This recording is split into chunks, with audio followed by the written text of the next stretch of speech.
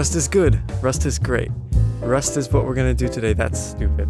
Rust is a really great way you can add a lot of detail to your materials. I'm gonna show you how you can create this really simple and great looking rust or oxide layer inside of Blender. Anyhow, let's start building this node tree. I just have a regular metal material here. This pipe is not mine.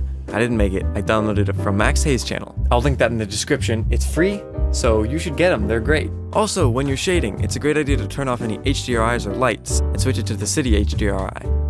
All that fancy directional light gives you a false sense of security and makes your materials look a whole lot better than they actually are. Anyhow, now let's start with the good stuff. We're gonna add a second shader for the rust, the Velvet BSDF. This shader is usually used in combination of another shader to add reflections to fabric. It sounds a bit odd for metal, but it'll work wonders. Now we gotta mix this in with a mixed shader. It looks horrible. We need to tell it to only show up in the areas where it could actually rust. We'll do that with ambient occlusion and edge detection. So, add an ambient occlusion node, plug it into the viewer so we can actually see what we're doing. Turn up the distance and add a color ramp. Definitely give it a normal map because those lower cracks would have more rust. Then plug this back up and put that into the factor. Now it's kinda getting somewhere. Maybe take this black and make it more of a gray so some of the material is always showing through. Alright, now we have to make this look good.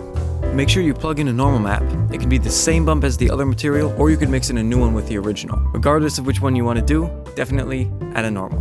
Now if you open this up and you pick a rust color, there are two different directions that you could go. The regular brown-orange rust, or you can take this and turn it into the alkaline metal rust/oxide that's more teal green. Both look great, but for this metal I think the teal really makes sense and works really well. It just depends on what you're looking for. This is good, however it could be a lot better. There should always be variety. So take the original texture and put that into a color ramp. We're just gonna steal this original color with an eyedropper, then make that the base color of the velvet. Now you gotta pick another shade and push this around. Sick. Now the only thing left to do is mix the edge data we talked about into this factor here. This is a pipe. It's probably carrying something wet. All those seams might leak a little bit and cause more rusting. So add 2 bevel nodes and then a mixed color. Change the blending mode to difference and then plug them both in. Give that a preview, and now all you gotta do is turn this radius down. Then add, you guessed it, another color ramp. If there's a lot of this extra bleeding, you can turn up the samples. Put this back. Now mix this with the ambient occlusion, set it to multiply, and great! Then you're gonna wanna invert your color ramp.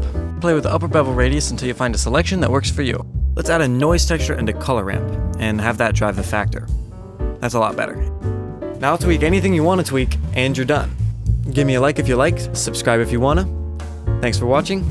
Bye. Bye.